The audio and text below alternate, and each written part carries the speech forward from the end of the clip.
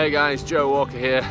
Please excuse the shakiness of the camera. It's extremely windy here in the UK and my tripod fell over and cracked, so I'm actually just using my hand. Also guys, there's this strange thing in the sky which I don't really understand. It's like circular, it hurts to look at it. I feel like it's emanating some sort of warmth. I'm both scared and happy at the same time because it's made the ground dry. In today's video, I'm gonna teach you how to ollie, even though I am a complete beginner. But I feel like my ollies are solid, my foot positioning is never let me down, they're doing really well, and I just want to share with you that because you look online and there's a lot of pros and they're saying just go for the ollie and land on the bolts, and that's how I learn. But I feel like peer-to-peer, beginner to beginner, I don't know, there might be something that I do which they do differently, which is helping me in these sort of like infant stages of my skateboarding. So I'm going to go through foot positioning, stationary ollie, moving ollie, then I'm going to ollie over my bag. I've never ollied over my bag, I've ollied off ledges but tend to not ollie over things, so we're going to give that a try. Right guys, foot positioning. I'm regular, so my left foot is my front foot, and that's the one I'll start with. I tend to have it about there, a few inches away from the bolts at a slight angle. So you'll notice that it's slightly pivoted, ready to go up the board and then level out and land on the bolts. When I started, I used to have my feet perfectly straight like that, and that just gives you a lot more resistance and kind of inhibits the height that your ollies will reach. So foot like that and then pivot it slightly. I found that that makes it a lot easier for my foot to go up the board and then level out onto the bolts. So front foot about there. My back foot I have about there, and you'll notice it's ever so slightly turned out. Again, it's not straight, it's just slightly turned out, not quite as turned as my front foot is. I found that that really helps the pop, and it's not there, you know, it's not covering the entire tail of the board. I started to bring them here, and that really increased my pop, but it really damaged my control. And ever since, I've moved them to here, like that, and slightly turned out. That has really sort of helped, and that gives you a really good pop and a lot of control for your foot to land back on the bolt. So just to clarify that, when I'm ollieing, stationary or in motion, that's how my feet look. Obviously if you're goofy, you just switch this around. And this has really helped me. Having the feet slightly turned out, it's added to control and balance, also height and style. Once you're comfortable with your foot positioning and you've found your balance and you can sort of like flex your knees, bend your knees, lower yourself to the board, then it's time to start practicing the movements of the ollie whilst just stood on it. So there are 3 movements of the ollie that actually happen on the board. The first one is the pop. So you pop, and it's important to get really comfortable with that. A lot of people fear slipping out, but if you transfer your weight down to your knee that's popping, like this foot, my right foot here, this one, you're not going to slip out, especially if you find a crack in the ground to support you whilst you're learning how to do this trick. So just get comfortable doing that, learning the pop. If it feels easier for you, take this foot off and do this. The reason I don't do this, and I'd rather find a crack, is because you're just going to add a step. You're just going to have to add that foot on. It's better to keep your balance and learn the movements of the body on the actual skateboard. You don't want to do anything that's not really going to happen when you're actually doing the trick.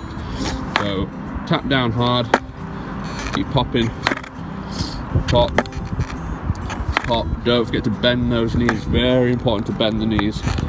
Keep your knees bent. The lower you are to the board anyway, the more difficult it will be to slip off the board. The second step, after you've popped, step number 1, slide your foot up the board. That is step number 2. That action there, sliding the foot like a ninja up the board, right up to the pockets here. That's where you want your foot to go. You can see it's actually left a line right up there, right up. That's step number 2. we've got step number 1, step number 2. When you're ollieing, the first thing you're going to do, bend down to the board, pop, there, and then you're going to level out in the air. And this is step number 3, which is basically jump or elevate from the board, land on the balls.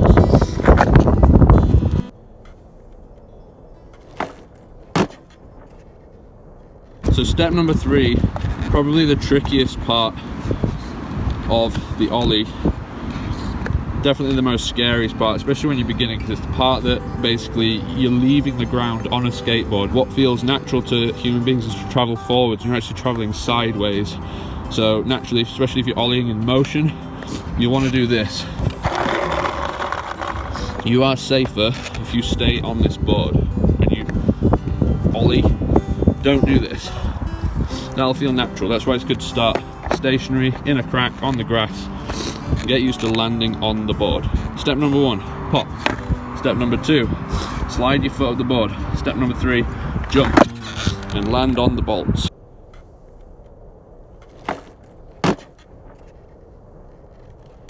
They are the 3 steps of the ollie. Try to do it again and again and again and again and again and again and again. Can't stress that enough. This takes practice.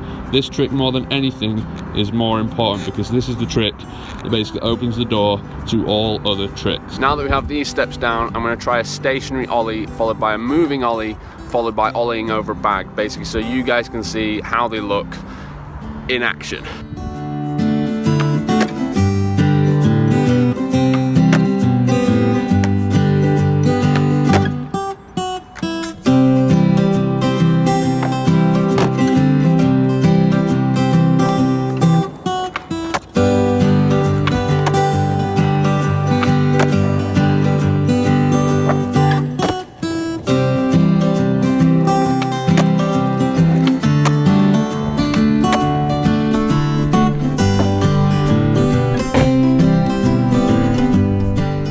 There it is, guys, the ollie. I hope this video helped. I think from everyone you see on YouTube, you take a little bit of something. Some videos have really worked for me, some explanations of tricks have really worked. Others haven't, but they must have resonated with other people. One thing that has just really helped me is Braille skateboarding. The skateboarding made simple. That has just been brilliant, just breaking each trick down, and from that I've been able to take that to my local park, a bit of flat ground, and just smash it out and just commit. You know, you're gonna fall over, that's normal in skateboarding. You are not going to hurt yourself, not really. Wear protective gear, especially if you're younger. You know, but you're on the ground, like it'd be like falling over from walking. It's really not that big a deal, but you really do have to commit, put the time in, be willing to put the time in, and before you know it, you'll be ollieing off things, ollieing over things, ollieing, and then you can just take it higher and higher and push yourself and persevere and get, you know, bigger and bigger. And it's starting to rain, so I'm gonna go home. Thank you so much for watching. I hope you found this video helpful. The 3 stages of the ollie, I guess there are technically 4, but one's not really a stage. You got the pop, the kick, the jump, and then land, and in between there somewhere is bend your knees. Keep your knees bent. When you saw me do it, I bend my knees low and then everything happens. So you could arguably say bend your knees is step number 1, but the pop is really the first step of the trick. There are 3 steps to the ollie, but that's neither here nor there. I was happy to see the sun today.